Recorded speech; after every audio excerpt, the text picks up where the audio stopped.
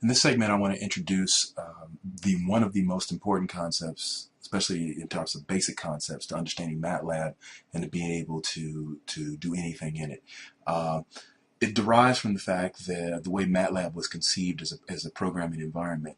MATLAB stands for Matrix Laboratory. And if you take the mat and the lab, you get MATLAB. So that's where the name of MATLAB came from, which means that everything in MATLAB is based on a matrix. Now let's talk about the term matrix. Yes, it was a movie, but in math cases, a matrix usually represents some kind of form where you have numbers in this arrangement. And so MATLAB works with this whole matrix idea. Now, in the term of what we're doing in the class that we're teaching, you can refer to matrix in a couple of ways. There's the matrix, there's an array, which looks just like a matrix. But when we talk about vectors, we're specifically talking about one-dimensional matrices. So they would have only one row. So this one has, 2 rows, 3 columns, right? This one has 2 rows, 3 columns. But when we refer in this class and in CS 1371, when you refer to a vector, you're referring to a matrix or an array that only has 1 row and then multiple number of columns depending on how much data you have. And so vectors is where we're going to start here. And so this is what we're going to concentrate on.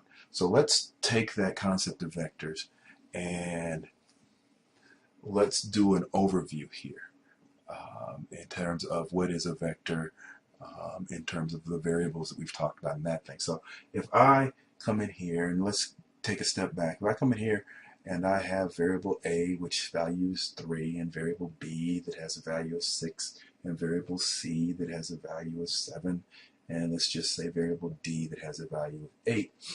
If we look in memory,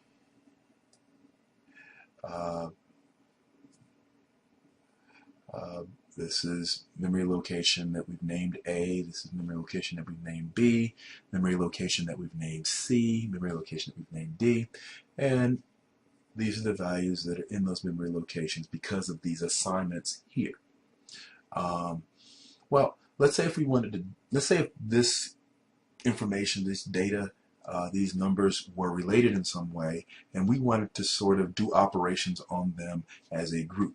Well, right now, each one has its own memory location and is sort of dealt with his own memory location's name, and each one of these names are sort of individual.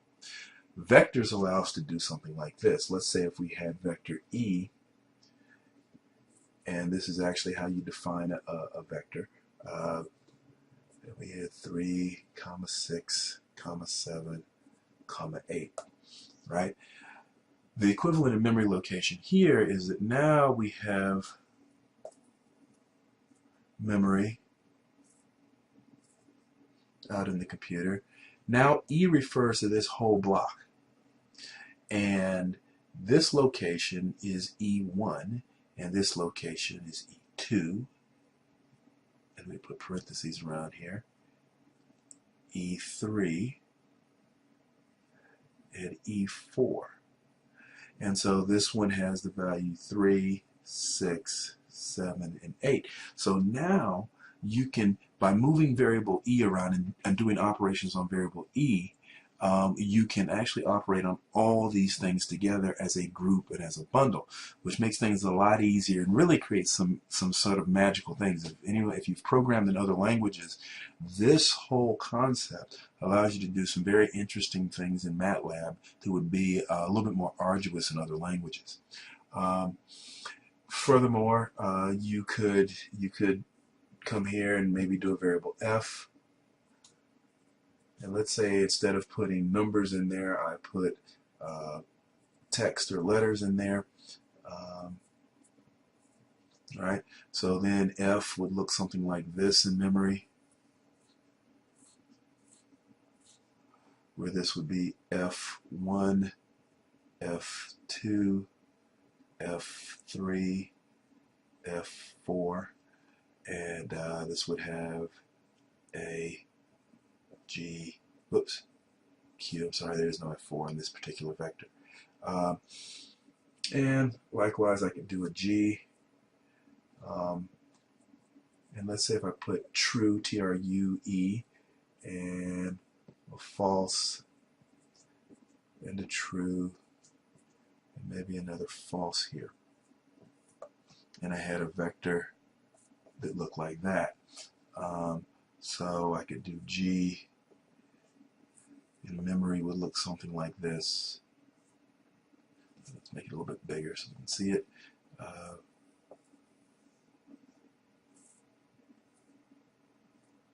So you would have G1, G2, G3, and G4. And this would be true, this would be false, this would be true, and this would be false. So vectors can hold a lot of different things. Let's sort of take a step and look at this. We have some basic types in MATLAB of information, and these of course are numbers. So numbers can be integers or real numbers, which we also call those doubles in MATLAB in most languages. You also can have characters,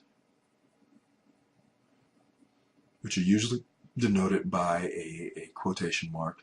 If you put characters together, in fact, a vector of characters is called a string, which we will talk about in depth later, a little bit later. And then you have these true-false values, which are known as Boolean values.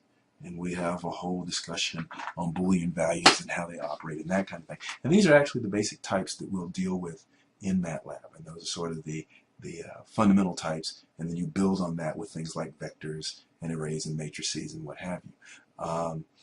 The other thing to note here is that all of these vectors contain homogeneous information, the same types of things, and that is a feature of a vector, is the homogeneity of a vector, is that they are homogeneous. So you could not have a vector H that had, let's say, a character in it and an integer in it and a Boolean in it.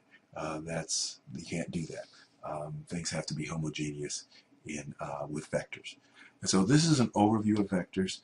We'll get into now how do you index them, how do you do manipulations on them, how do you create them, how do you relate to them in terms of math, operations and functions and that kind of thing. But this is your overview on vectors.